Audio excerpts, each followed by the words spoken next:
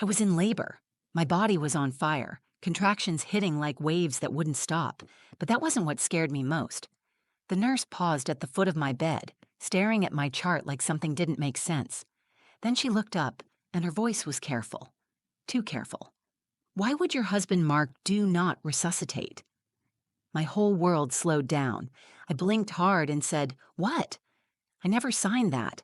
She didn't ask another question. She turned and ran out the door, calling for the doctor. I tried to sit up, to follow, to scream. Nothing happened. I couldn't move. My legs were like stone, my arms heavy, my chest too tight to shout. Then I heard him. Right outside my door, my husband, calm, laughing quietly. And then he said something into his phone that made my blood run cold. It was supposed to be the happiest day of my life. I was about to meet my daughter, my first child, after 9 long months of swollen ankles, midnight cravings, and quiet dreams about what kind of mother I wanted to be. I had imagined this day over and over, but nothing prepared me for how it actually felt, the mixture of pain, fear, and excitement that came in waves, each contraction shaking me to my core. The room smelled like antiseptic and the faint scent of lavender from the essential oil roller my mom had packed in her purse. The lights were dim, the beeping of monitors steady, and the air was thick with tension I couldn't name yet. I was in a private delivery room at Eastwood Memorial Hospital, tucked in a quiet corner of the maternity ward. It was raining outside. Soft at first, then heavy, then pounding. The kind of rain that makes the world feel shut off. I was gripping the bed rail so hard my knuckles had turned white. My mom, Rita, stood to my left, her hand wrapped tightly around mine. Her voice was low, calm, like the nurse she once was before retirement. "You're doing amazing, Kaya," she said. "Just breathe. You're almost there." Her presence grounded me. My mom had been my rock since childhood. She raised me on her own after my dad left, worked double shifts at the hospital, and never once let me feel like I had less. She had been suspicious of Nathan since day one. She never said it outright, but I could feel it in the questions she asked, the glances she gave him when he wasn't looking. I'd always told myself it was just a mother's protectiveness, but now I wonder if she saw something I didn't. Nathan was there too. Sitting on the bench near the window, phone in hand, legs crossed like he was waiting for a train. He had barely looked at me in the last hour. I thought maybe he was nervous. Some men don't know how to handle childbirth. I told myself not to be too hard on him. "Nathan," I said between contractions, breathless, "can you get me some ice chips?" He looked up from his phone, nodded, and walked to the little table by the wall. He brought the cup over and placed it beside me without a word, no kiss to my forehead. No, "You're doing great, babe." Just a cold silence. It felt like there was a wall between us. I didn't understand it then. We'd been married for 6 years. We met at a 4th of July barbecue hosted by mutual friends. He was funny, confident, charismatic. Everyone loved Nathan. I fell fast and hard. He proposed 8 months later. At the time, it felt like fate. Looking back, it feels like something else entirely. Our first few years were happy, or so I thought. He had a good job in insurance claims and said he wanted a family. When I got pregnant, he smiled and told me we'd figure it out. But slowly, something in him started to change. He worked later. He came home quieter. He stopped touching me. I thought maybe the stress of becoming a father was getting to him. I kept making excuses. Now I know better. That morning, when my water broke, he didn't even look surprised. He helped me to the car in silence, one hand on the steering wheel, the other tapping at his phone. At the hospital, he told the front desk he'd fill out the intake paperwork. He said I should focus on breathing. I didn't question it. "Let me take care of it," he said. "You just focus on the baby." I didn't see what he filled out. I didn't think I needed to. As the contractions worsened, I kept glancing at him, hoping for some reassurance. He stayed glued to his phone. Once he stepped outside to take a call. When he came back, he was smiling in a way that didn't reach his eyes. "I'm fine," he said when I asked who it was. "Just work stuff." I nodded, even though something in me whispered that it wasn't. I pushed that voice down. I needed to stay calm. I needed to deliver my baby. The nurse, Jenna, had been the only one in the room with a steady presence besides my mother. Mid-40s, kind eyes, a firm tone that made you trust her instantly. She had tucked my hair behind my ears, told me what was happening with every change, and made me feel like I wasn't completely alone. She smiled every time she came in the room, until that moment when she looked at my chart. She had come back after a short break and was checking my vitals when her eyes caught something at the foot of the bed. She blinked, leaned closer, and stared for a few seconds longer than she should have. Her face changed, her lips tightened, and her shoulders squared. Then she asked me that question that cracked everything open. Why would your husband Mark do not resuscitate? I felt like I'd been punched in the chest. That question didn't make sense. It didn't belong here. This was childbirth. This was supposed to be about new life, not death. I looked at her and shook my head. What? I never signed anything like that. I never told him that. That was the moment everything shifted. The rain outside got louder. Nurse Jenna's face went pale, and she turned toward the door, already calling for the doctor. My mother moved closer, her eyes wide, confused but alert, and Nathan didn't say a word. He stood in the corner with that same expression, calm, empty. I didn't know it yet, but I had just stepped into a nightmare. My pulse was racing. I didn't need the monitors to tell me that. My heart was pounding so hard it drowned out the sound of the machines, the rain outside, even my mother's voice calling my name. "Kaya," she said, grabbing my arm. What did she mean? Why would Nathan sign a do not resuscitate? I couldn't answer. My mouth opened, but no words came out. I was staring at the door Nurse Jenna had just run through. She hadn't looked back.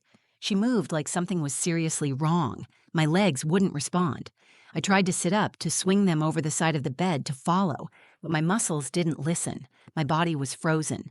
At first, I thought it was fear. Then I remembered the epidural. My lower half was numb, useless. I was trapped in my own body, and now I wasn't sure who in this room I could trust. Nathan stood by the window, his arms crossed. He looked annoyed, not confused or concerned. Annoyed like someone had interrupted an important meeting. He didn't ask what was going on. He didn't rush after the nurse or check on me. He just stood there, watching the rain, jaw tight, phone still in his hand. "Is this true?" my mother asked him. "Did you sign something behind her back?" He turned to her slowly. His eyes didn't even flicker. "She told me she didn't want extreme measures if something happened," he said. "I just did what she asked." That was a lie. I never said that. I would have remembered a conversation about dying, about signing my own death over to him. I shook my head. "I never said that. I never told you anything like that." Nathan didn't answer. He just looked back out the window. My mom stepped between us, her voice sharper now. "I worked in hospitals for 30 years. I've seen families forge signatures and get away with it. If you lied on that form, you've committed a crime." Nathan stayed silent. That told me everything. The door burst open again. Nurse Jenna was back, this time with Dr. Patel and a second nurse I hadn't seen before. Jenna went straight to the bedside, took my hand, and leaned in close. "We're going to sort this out right now. Do you feel okay? Any dizziness, nausea?" I'm fine. What's happening? Is it real? Is there a DNR on my file?" Dr. Patel stepped in. He was calm, but I could tell he was moving fast mentally. He had a clipboard in his hand, a printed form on top.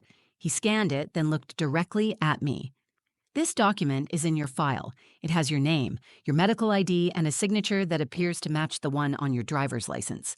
Did you sign this?" I didn't even look. I didn't need to. I never saw that form before. I never asked for that. I want every possible measure taken if something goes wrong. I'm having a baby. I'm not asking to die. Dr. Patel nodded and handed the clipboard to the second nurse. "I want this document removed immediately," he said. "Flag it. I want to verify the source, the timestamp, and the person who submitted it. Now." Everything shifted. The nurse disappeared down the hall. The doctor stepped closer to me and began checking my vitals, listening to my heartbeat, asking me questions, but my focus had locked on one thing. Nathan had stepped into the hallway just outside the room. He was on his phone again, voice low but not low enough. "She figured it out," he said. "No, not yet. But the doctor's looking into it.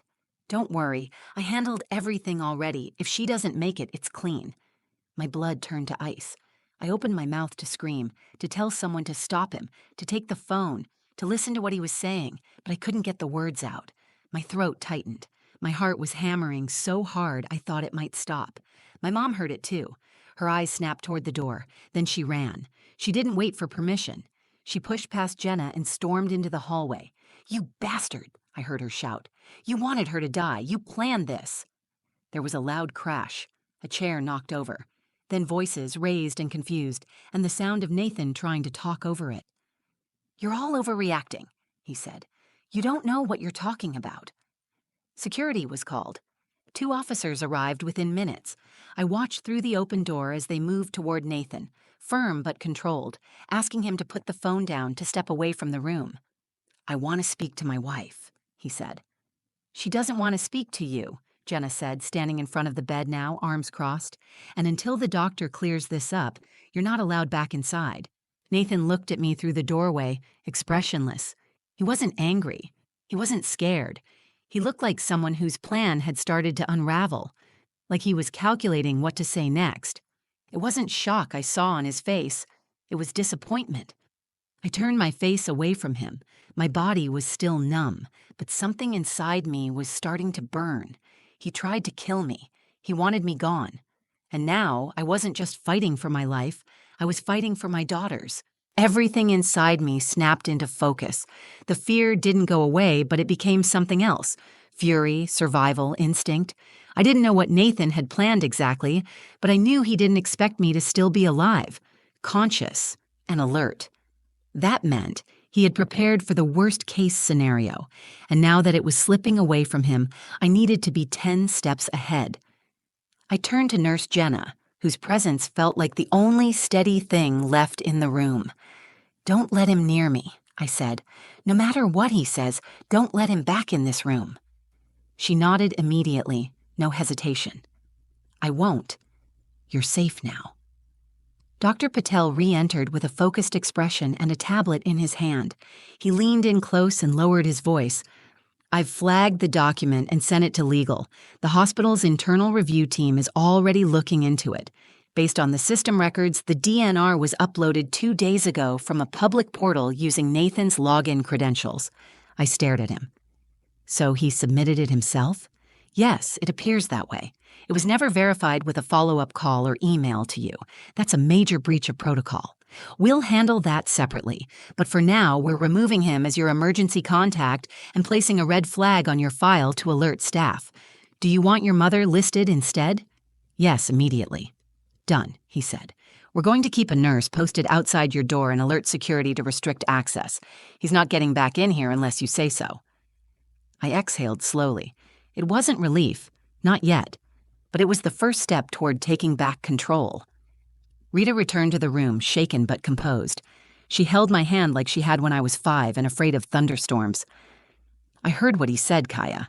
I heard it all. That man is dangerous. He didn't just panic or make a mistake. He planned this." "I know," I said. "I don't understand why yet.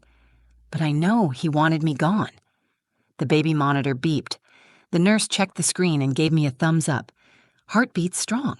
Your baby's doing just fine." That gave me the strength to keep going. For the first time since the contractions began, I felt a surge of clarity. I wasn't just fighting for myself anymore. I was fighting for her. I turned to my mother. "I need you to do something." "Anything," she said. "Go through his stuff, his bag, his pockets, his car if you can. I want to know what he brought to this hospital. I want to know if he planned to leave with my daughter without me." Her face tightened, but she nodded. "I'll get security to help. They'll take it seriously now." She left again, moving with the sharpness of someone who had spent her life in high-stress environments. I trusted her with this more than anyone. I turned to Jenna. "Can you stay with me? Until she comes back?"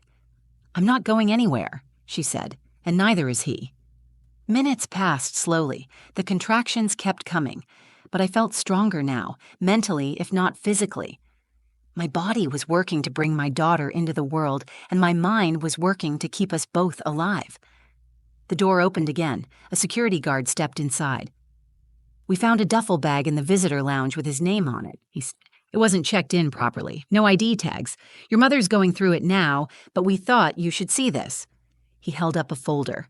Inside were copies of hospital forms, multiple versions of the DNR, my medical history, insurance paperwork, and a birth plan I'd never written.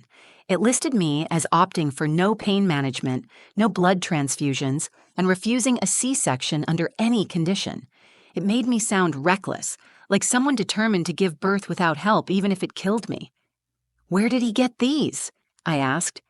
"We think he printed them from an online form generator, then scanned and uploaded them through the hospital portal.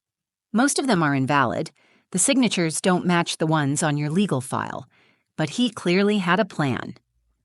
Another nurse brought in Nathan's personal tablet, which he had left unattended in the hallway. The tech team had unlocked it. On it were messages with someone saved only as G. The texts included phrases like, "Once she's gone, it's clean," and "the policy is high enough." "What policy?" I asked. The nurse didn't speak, but the look on her face said everything. I knew what they meant. Nathan had taken out a life insurance policy on me. "I need to finish this delivery," I said. "And then I want a lawyer and the police." "You will get both," Dr. Patel said. "But for now, let's keep you safe and focused. You're doing incredibly well. We'll make sure you leave this hospital with your daughter in your arms." I nodded, my jaw tight.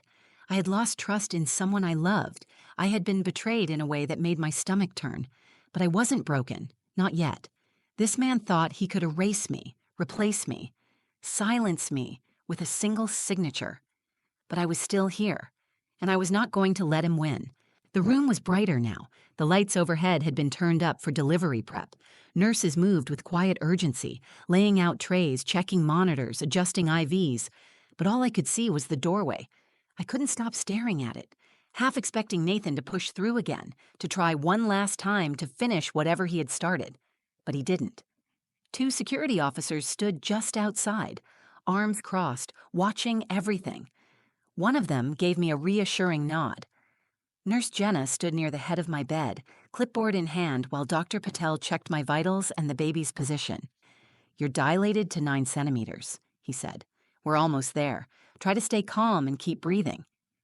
I nodded, but my mind was racing. Rita came back into the room. Her face was pale, her hands clenched around a stack of printed emails and documents. She handed them to Dr. Patel, but I caught a glimpse of one, a policy document from Liberty Mutual.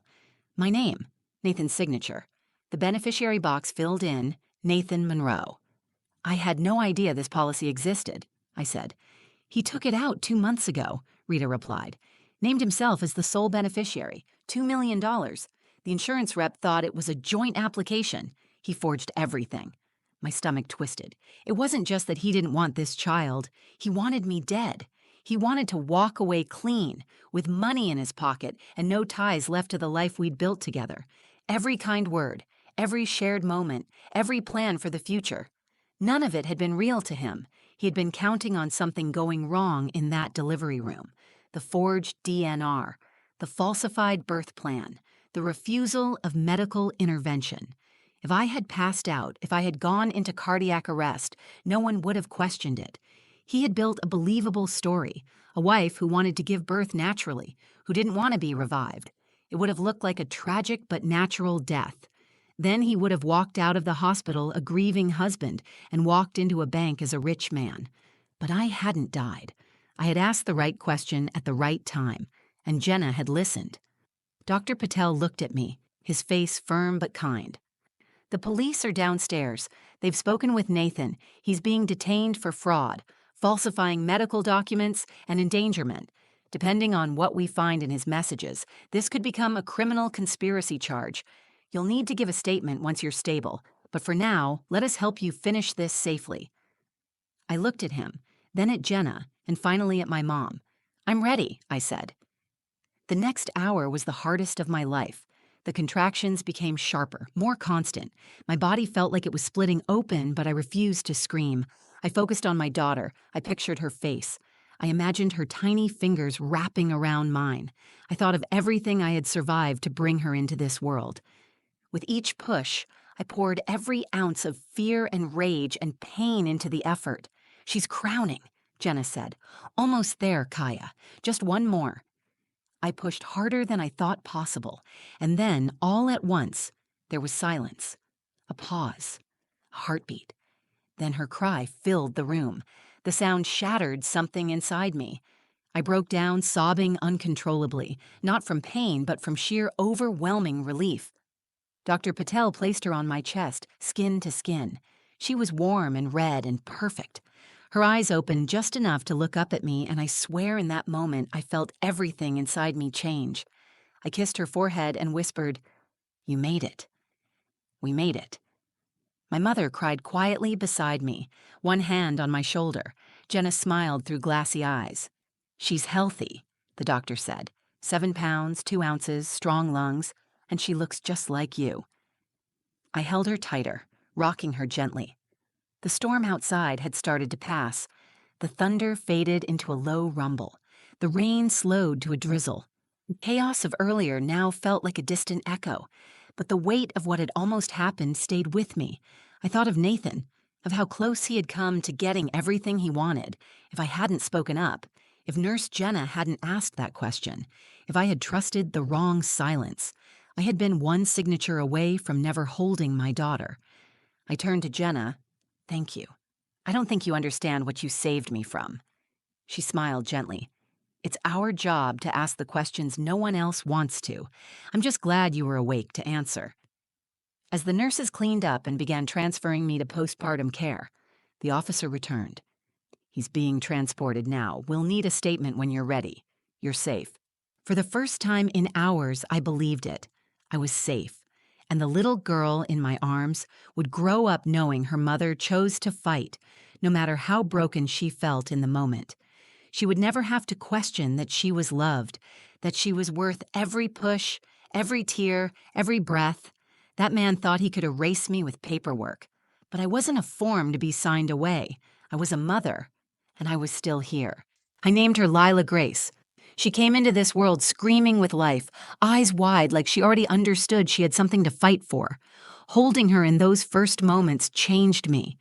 Everything that had broken inside me in the hours before began to heal the moment her tiny fingers wrapped around mine.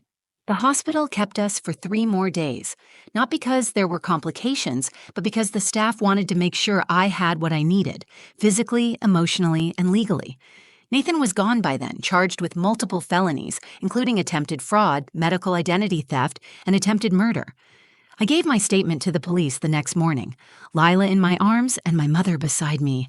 I learned that Nathan had been planning my death for months. He had carefully manipulated every detail, the forged DNR, the secret life insurance policy, the altered birth plan that would have denied me life-saving treatment. His internet history showed searches like how to fake a signature and how much is life insurance for a healthy pregnant woman. There were messages to someone I didn't recognize where he talked about wanting to start over once this is done. The betrayal ran deep. He had once been the person I imagined raising a family with. We had laughed together in the kitchen. We had chosen nursery paint colors. He had kissed my belly and whispered to the baby, but now I understood it was a performance. A means to an end. He never wanted a family. He wanted freedom and money, and he had decided my death was the price for both. But he underestimated me. I didn't fall apart. I didn't let fear paralyze me. I listened to my instincts, and when that nurse asked the question that exposed everything, I refused to look away. I fought to stay conscious, to speak, to protect my child even when I could barely move. That moment redefined who I am. Not a victim, not a statistic, a survivor. When I left the hospital, the sky was clear. My mom walked beside me, carrying the diaper bag, and I held Lila in her carrier, wrapped in a pink blanket. The world outside the hospital doors felt different, sharper, realer. Every sound, every face, every second felt borrowed, like I was walking into a life I'd nearly lost. Back at home, the silence was harder. The apartment still had traces of him, his jacket on the hook, his cologne in the bathroom, the crib we had built together in the corner of the bedroom. I packed it all up piece by piece. Some of it I burned, some I gave away. I kept only what belonged to me and Lila. A fresh start didn't mean forgetting. It meant choosing what to carry forward. My mother moved in with us for the first few weeks. She watched Lila while I slept, made warm meals, and never once asked if I was okay. She knew I wasn't. She just stayed close. Her presence reminded me that love could still be trusted. I started therapy soon after. I needed a place to speak the things I couldn't say out loud at night when I woke up sweating from dreams where the paperwork had worked and no one had asked questions, and my daughter had grown up without me. Talking helped. Writing helped. Holding Lila helped the most. People ask me now what I learned. I always say the same thing. Listen to the voice inside you that says something is wrong. Do not explain it away. Do not soften your instincts to protect someone else's feelings. If someone makes you feel small, unseen, or unsafe, believe yourself. Love is not supposed to confuse you. It is not supposed to hide things from you. It is not supposed to make you question whether you will survive it. The second lesson is simpler, but just as powerful. Put your name on your own paperwork. Read every line. Ask every question. Protect yourself, even in the moments when you think you don't need to. I almost didn't make it to motherhood, but I did. And now every morning when I pick up my daughter and feel her breath against my shoulder, I remember why I fought. I remember that some battles are won not in grand moments, but in a single word, a single question, a decision to speak when silence would be easier. Nathan thought he could erase me with ink and lies. He thought I would never see the trap he had built around me, but I did. And now I live every day with proof of my survival in my arms. She is strong. She is safe. And so am I. I was meant to die that day. Instead, I brought life into the world. If this story moved you, if it made you think twice about trust, instinct, or the quiet strength we carry even in our darkest moments, then I ask you, share it. Share it with someone who might need to hear that survival is possible, that your voice matters, that sometimes asking one question can save a life. Leave a comment below.